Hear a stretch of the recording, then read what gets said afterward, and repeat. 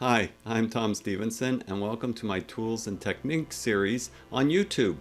In this particular session, we are going to be looking at the Eisenhower Matrix. 3 things to stop doing and 1 thing to start doing that will improve your project management, your time management, your personal management practices. If you haven't heard about the Eisenhower Matrix, it's named after Dwight D. Eisenhower, who was a former president of the United States and actually led the Allied forces in World War II. So he was a pretty smart guy with trying to figure out being productive. And he's credited with this. Who knows if it was actually his original idea? I find that very famous people, sometimes that they adopted other things, and they usually get credited because people can associate with it. But this matrix is very well known. It's adopted by really hundreds of thousands, if not millions of people around the world. It's so well known that Stephen Covey, in his book, The 7 Habits of Highly Effective People, also used the matrix. So this is the matrix right here, and he has a very similar sort of take on it. So what the matrix really is, it really sort of separates out and it distinguishes different areas of what's important and what's not important and what's urgent and what's not urgent. And people in the day-to-day stuff of life, they don't always separate things out. We tend to have a plan, but then very often we just start reacting to things and we really don't follow up on our plan. So I think this might hit home with a lot of you. Definitely resonates with me all the time. So I'm always using it in different ways and shapes. I think it's very, very helpful sort of high-level tool to frame the things that you want to really focus some time and effort into. So it's one feature of time management and productivity that really helps in a lot of different ways. So the quadrant, and it is a quadrant, or matrix, it's broken into 4 areas, the quads, and listed in this case, you may find on the internet different things, different locations for them, you can realign them, but this is a pretty good way of looking at it, I find, for this explanation. So you can break it up into quadrants, and the quadrants represent items the way you really sort of look at them, view them, prioritize them. Really, it gets down to how you prioritize them. So we have the important, and we have things that are not urgent, and we have not important and urgent and not urgent. So maybe we'll start out by talking about this lower right quadrant. This is one of the areas that we want to stop spending so much time in. This is the most important area to stop spending a lot of time in. This quadrant matrix, Eisenhower was around in the 1950s as president and 40s. This was long before there was the internet.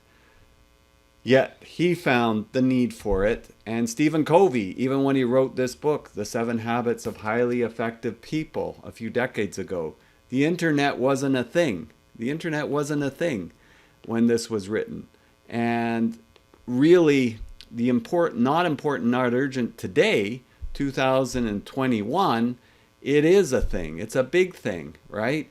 Everything is there to try to take away your focus. So not urgent, not important would be social media. That would be an example, social media. So if you're using social media just sort of aimlessly, then that's taking a lot of time. And these things that you're doing on social media, they're not important and not urgent. Unless you're going after like trying to educate yourself, better yourself, and with a focused sort of idea towards what it is you're trying to do. But if you're just kind of going from place to place and you don't really see how much time has passed, then that would definitely be in the not important, not urgent area. So that's one to do less in, and I think most of us can agree that is an area where we could make improvements. Or text, if you're constantly being bombarded by text by everybody, how do you ever focus on anything? That's not important, not urgent thing. Yet we all have a fixed amount of time. We can't create time out of thin air. So it's how well we use our time, how well we prioritize our time. That's what the Eisenhower Matrix is all about. So if we look at the next one, which is urgent, not important, this is one, you know, I would look at it, and they have different definitions for what goes on in this area. But the way I like to interpret this, one of the advantages of having a YouTube channel, you can put your own slant on things. But I would put this not important and urgent quadrant in the area. Maybe I'm managing a project. Could be a construction project, could be whatever type of project you can imagine. Of course, my background being construction, I think in those terms. And maybe you have somebody that didn't do something in your office that really should have done it. And now they're coming to you for help, and they need it really urgently. For you, it's not really maybe part of your job, and you like to help out, so you help them. Right? That's not a bad thing to do. That's actually a pretty good thing to do in building relationships. But then over time, you get known as the go-to person. So everybody starts coming to you. And at a certain point, that's taking up so much of your time, you don't have time for yourself, and you don't have time to work up in these two quadrants so much. So you have to be a bit careful about how much time that you're generating in this area. And are there some things that maybe you can do some coaching with? Maybe you can, like if you help these people all the time, there's no moral hazard. They're just coming to you all the time. So they don't have any moral hazard. Maybe you want to give them a little bit of tough love in certain cases. So you definitely want to be careful and mindful of the not important and urgent area for that reason. Look, I'm guilty of that one myself quite a bit. Maybe I'm a little bit less guilty on this one, but more guilty on this one. Because I do like to help people. You just have to be careful about how much time that you spend, because there's a fixed amount of time and it's taking away. So that's number 2. So number 1 is over here, is we want to definitely reduce this. And easy, quick ones you can think of is email, texting, social media aspects to lessen out of here. Here, it could be in the areas that somebody else didn't do their due diligence on something, and now they're making that something your problem when it's not your problem. So then we come up to here, important and urgent, right? And Eisenhower had this sort of saying too: what is important is seldom urgent, and what is urgent is seldom important, right? So that's how you could phrase that one. Now, what his intention was with that is, you know, in 5 years from now, this thing that you think is important and urgent right now, will it, when you reflect on it, will it have been important and urgent? Maybe, but most likely not. The other area that I find with important and urgent, the way I like to define it from project management terms, this might have been something that was important and not urgent over here, and you kind of procrastinated it, and you left it, and maybe it's something, if we talk in project management terms, something that was on the critical path, right?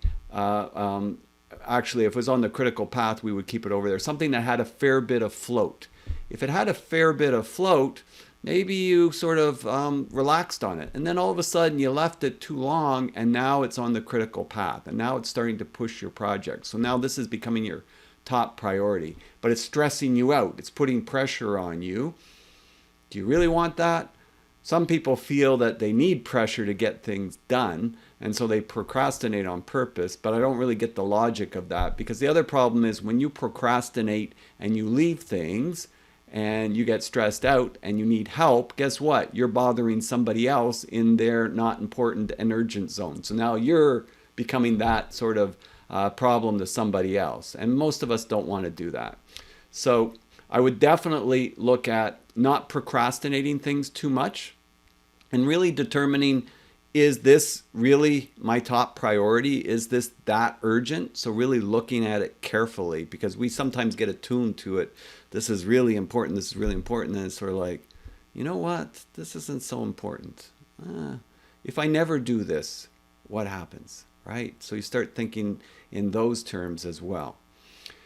Now I think of this, the important and not urgent, believe it or not, as really, this is the good stuff. This is the good stuff. If you want to do some really good things, and you know what, most good things, they don't happen in a few days. They don't happen in a few weeks. It generally takes a long-term effort, concerted effort.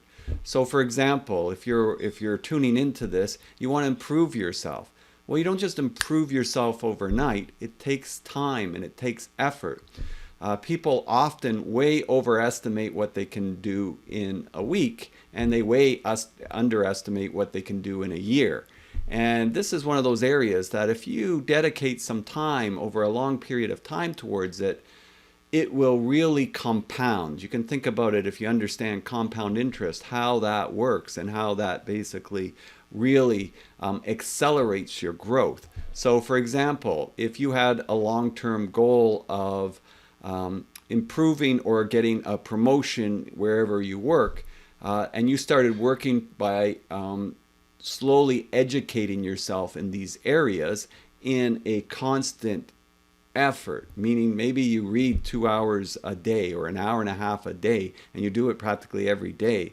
The amount of learning that will come out of that over several years will be amazing.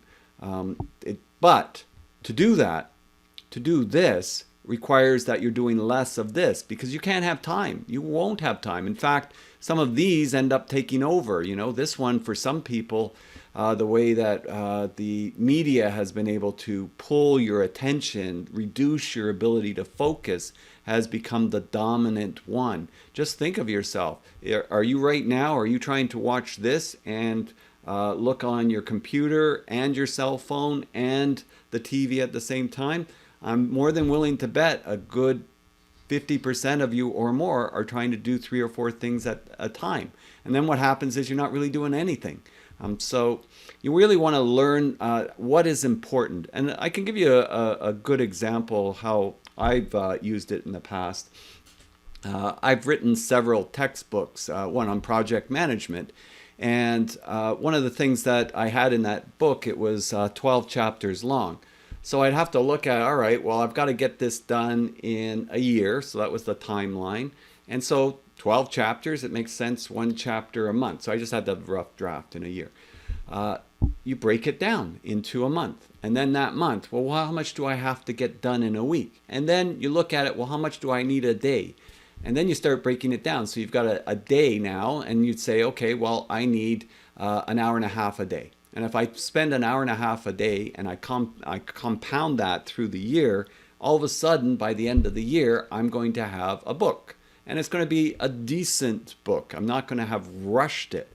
On the other hand, if I have a publishing deal and I leave it to the last minute, I'm going to be all stressed out trying to catch up. I'm going to be winging it, and it's not going to be such a good book. So what you really want to do is make sure that you are maximizing this area. And that's thinking in the long game.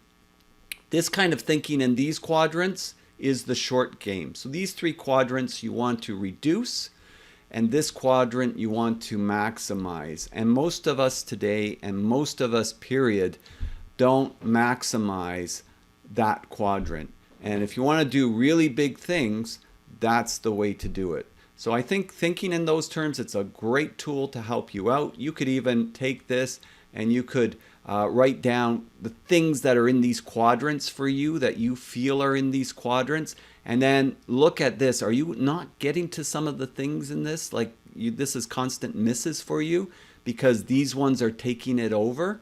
Then you want to reverse that trend. You want to take that away and you want to expand over here. And that will make a huge difference in your productivity and the value of the things that you're producing, right? The value of the things producing.